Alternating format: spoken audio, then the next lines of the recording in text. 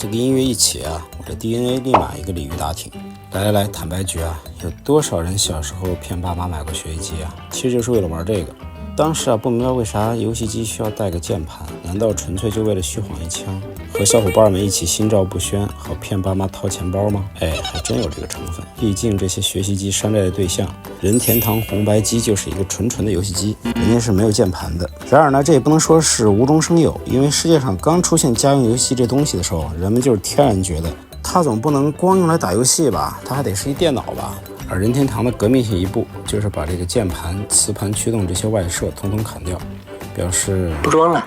要玩就大大方方的玩吧。那么你最喜欢任天堂的游戏是哪一个呢？我玩过的游戏不多，比较菜，组合键有暗不明白，但塞尔达反正在我心里是部神作。还记得第一次进入到旷野之息的世界，真的是震撼2字不足以形容啊！虽然一遇到人马就掉头走，而且永远都不去救公主，但每天在各个村里溜达溜达，爬山，做饭也是挺快乐的。那前年不是续作《王国之泪》出来了吗？我也是第一时间就买了，发现这个世界规模又扩大了3倍，以前就地面嘛，现在还增加了天空和地下2层，逛不完，根本逛不完。好，书归正传，今天我们就来聊聊很会做游戏的任天堂。大家好，我是专注做消费 VC 的八戒。一个公司，尤其是大公司的发展史啊，往往能映射出很多东西。一路上不仅有行业的变迁，还定格下了许多时代的痕迹。所以呢，我开了这个公司正传的坑，打算先聊聊几个很会做 IP 的企业。上一期我们看了万代，它是游戏加玩具综合娱乐领域的 IP 变现高手，而任天堂呢，就是纯游戏领域的大哥之一啊。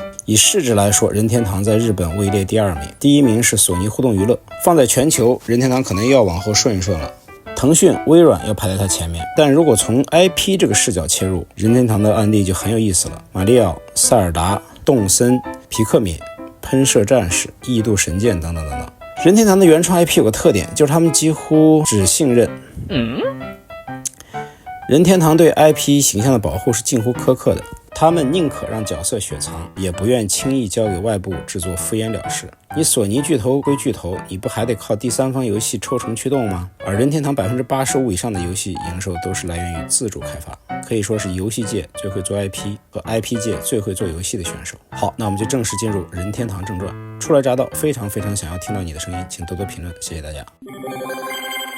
如果不是去专门扒任天堂的起家史，我是压根想不到这个任天堂的创始人啊，最早居然是个做水泥批发的，他的名字叫山内防治郎。任天堂真正成为今天的任天堂，是从他们家3代目才开始的，所以我们就简单捋一捋前面这2位都干了些啥。日本有一种传统的纸牌叫做花札，长得跟扑克牌差不多，玩法不一样，就当是某种桌游吧。这个山内防治郎在搞水泥批发之余呢，就想做点花札卖卖，于是就开了一个叫任天堂的手工作坊，时间是1889年，所以你会在所有资料上看到任天堂创始的时间就是1889年，但完全跟主业没有半毛钱关系啊！而且防治郎对水泥还是爱得很深沉，他做花札，后来又做西式扑克牌，在这个业务已经做到日本第1的地位了，还是忘不了水泥。于是他在1920年搞了一个辉孝本店，继续卖水泥。这个业务后来独立出来，至今仍然由他们家族的后人经营着。这山内防治郎因为没有儿子，就招了个赘婿来继承任天堂。赘婿文化属于是日本传统操作了，有些家族啊，即使有亲儿子，但要是亲儿子不争气，他们也有可能招个赘婿来继承家业啊。特别是在这个日本财阀的发展史过程当中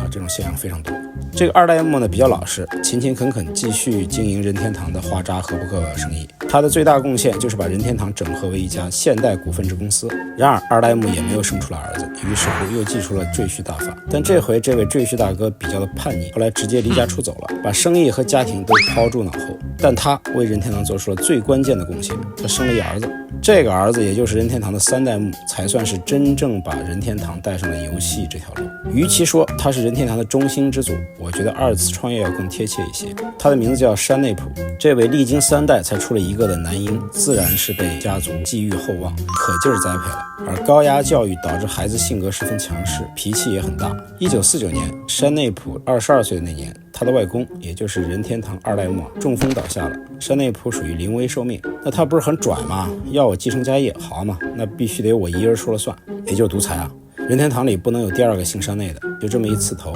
走马上任的第一件事就是人事大洗牌，管你老成不老成的，不服就开了，劳资纠纷闹得是轰轰烈烈。山内溥呢确实跋扈，但也确实是有才。等他上手整顿生意的时候，所有人都闭嘴了。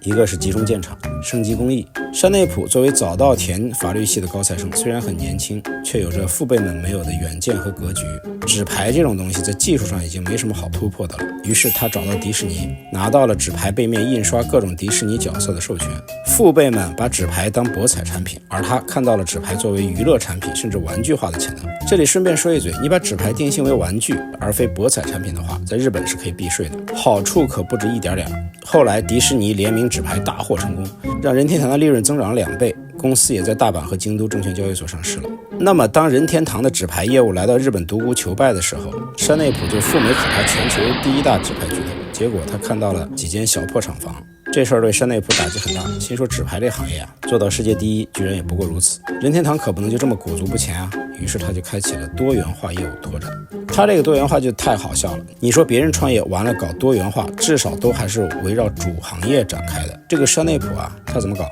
他开出租车公司，办这个情趣酒店，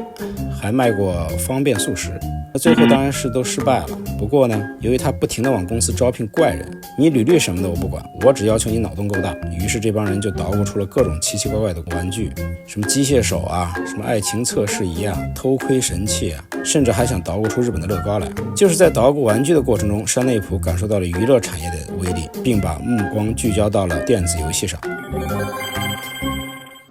聊到这里呢，我来稍微插播一个行业背景，这很关键，后面要考啊，知识点。话说上世纪60到70年代，半导体行业实现了从分立元件到集成电路的进化，但是呢，早期集成电路体积大，成本高，基本就只有军工或航天等尖端领域在用。那摩尔定律大家都知道吧，就是说这个集成电路的性能啊，差不多每隔18到24个月就会增强1倍，它是指数级在迭代的。那么进入70年代后，随着半导体芯片工艺的提升和量产， IC 器件的制作成本迅速下降，这才让 CPU 这个东西大量进入了民用市场，可以应用在收音机、计算器、电话以及游戏机上面。最早尝试将这种新鲜技术应用到电子游戏的是美国游戏公司雅达利，它是用在了街机上面。而最早的家用机是美国公司米罗华于1972年推出的奥德赛，就很简陋啊，你得在电视上贴一层塑料薄膜才能勉强显示个小球的形象，完了你就用手柄打球，也没别的游戏了。不过很快技术就发展到了软硬件可以分离了，就是说主机归主机，游戏单独存在一张 ROM 卡带上面，只要换卡带就可以体验不同的游戏。这就意味着主机市场的春天来了。但是看到机会的并不只有山内溥一个，其他美国和日本电子游戏公司也不是吃干饭的，其中不乏一些巨头。山内溥就想，这要怎么赢呢？作为行业的萌新，也没啥拿得出手的，那就给大伙儿打个骨折吧。没错，任天堂的策略就是打低价。其他公司的游戏机卖3万5万日元是吧？那我任天堂不要3万，不要2万，甚至不到1万，全场只卖9800。为了实现9800这个目标，山内溥就开始了一系列压缩成本的骚操作。这就 call back 我们视频开头提到的，当时几乎所有企业都认为一台电子游戏机约等于一台家用电脑，所以电脑的功能和端口在游戏机硬件上都要有所体现。而山内溥就把所有跟玩游戏无关的外设全都砍掉了，成本控制加1。紧接着就是芯片，当时市面上的每机一套 CPU 加定制图形芯片成本大约是在25到40美金，约等于5900到9400日元吧。那用不起啊，这个山内溥又想，通用标准件用不起，那我就把结构拆一拆，来个 CPU 加 GPU 的曲线救国呗。于是乎他找到了日本当时发展还不咋地的理光公司，以死乞白赖加上巨大订购量说动了对方。有多大量呢？山内溥承诺拿货300万件，相当于当时日本游戏机的总市场量。任天堂赌上全部家当背水一战，最终达成了4000日元一套的双芯片方案，附加一个独家供货协议，成本控制再加1。当然山内溥最终也没能兑现那个9800，咱们千呼万唤出来的任天堂红白机于1983年上市，最终定价14800，倒是也比市面上绝大多数主机都便宜1倍就是了。但赢了开头并不能意味着就到最后，因为只要给竞争对手足够的时间，任何公司都能把成本压缩到一样的低，所谓的卷。这个时候呢，任天堂又一位大佬马上就要登场了，曾经在公司当了好几年小透明，后来凭一个街机游戏一战封神，贝尔为任天堂历代主机开发了众多堪称镇机之宝的爆款 IP， 他把任天堂推向行业霸主地位的领衔主推，他的名字叫宫本茂。这个宫本茂说起来还是个关系户，他爸跟山内溥关系好，等于卖老朋友一个面子，把他招进了公司，干的是创意。宫本茂进任天堂是1977年，那时候任天堂刚刚开始探索电子游戏，就陆续派一些活给他，结果他干的不能说是乏善可陈，简直可以说是一塌糊涂。宫本茂这个人的特点呢，一是脑洞大，二是热爱动漫。1981年公司给他派了个任务，他帮美国分公司那边的街机设计游戏。宫本茂虽然在公司3年多了，但是还从来没有开发过游戏，属于是硬着头皮上。公司的 brief 下得很具体，因为公司有一批雷达镜设备压库存了，开发这款游戏就是为了能把雷达镜给用起来。当时市面上的游戏呢，不是射击就是打球，最有新意的也就是吃豆人了。这个宫本茂就觉得太无趣了，为啥游戏不能像动漫一样有剧情呢？于是乎他做了一个改变自己命运，不是改变任天堂命运的决定，无视 brief， 开发一款有故事有剧情的电子游戏。游戏的名字叫做森喜刚，也被翻译为大金刚。讲了一个什么故事呢？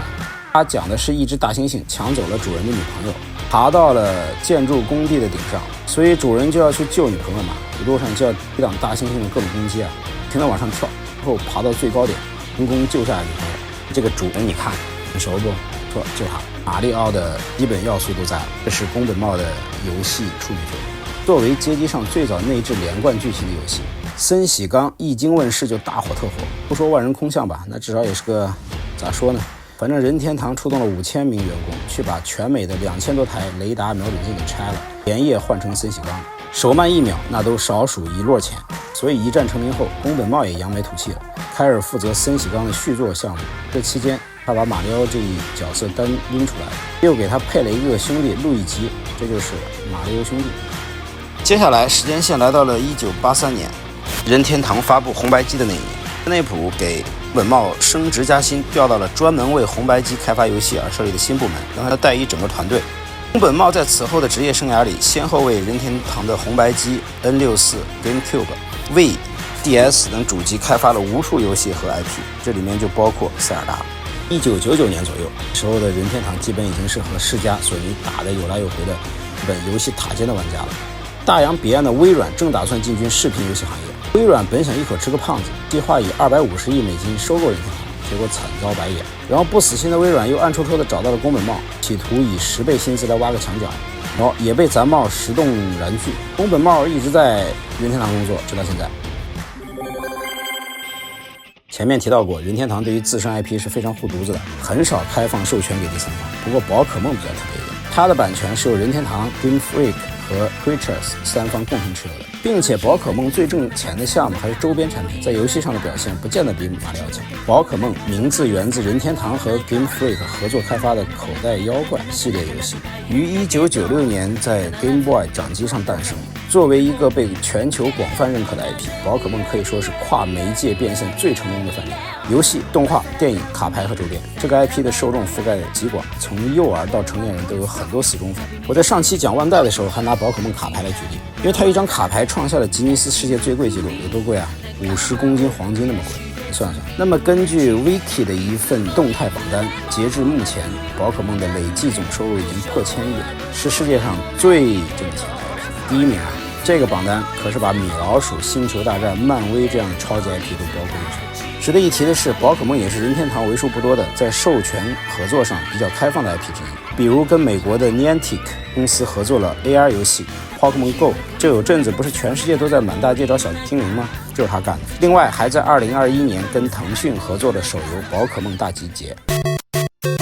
Mario 作为任天堂的头号招牌，马里奥就像游戏界的米老鼠，其影响力早已超越游戏本身。不算上森喜刚的话，马里奥的形象基本上是在1985年的超级马里奥兄弟里确定下来的。此后数十年就不停地出现在各种类型数不胜数的游戏当中。任天堂对马里奥形象的控制极为严格，很少让它出现在自身平台以外的游戏中，确保这个 IP 所到之处，那就是代表着任天堂本堂。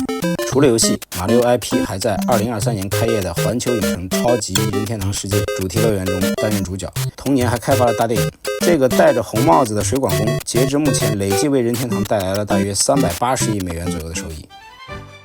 塞尔达传说，如果说马里奥是任天堂米老鼠，那么塞尔达就是任天堂的漫威宇宙。可能有些夸张啊，我想表达的是，塞尔达的开放世界设定虽然不是游戏界首创的，但它的每一次迭代几乎都要重塑一次开放世界范式。初代塞尔达传说第一次应用电池存档，终结了密码时代。98年的时之笛有了第三人称锁定，后来成为 3D 游戏标配。2017年旷野之息的攀爬系统、元素交互和天气逻辑充满了细节，重新定义开放世界自由度。我就不一一吹捧了。事实上，塞尔达系列很多作品要么拿高分，要么卷死同行，刷新业界标准。说是任天堂炫技专用 IP 不过分吧？另外，根据小道消息称，塞尔达传说真人大电影将会在2027年上映。动物森友会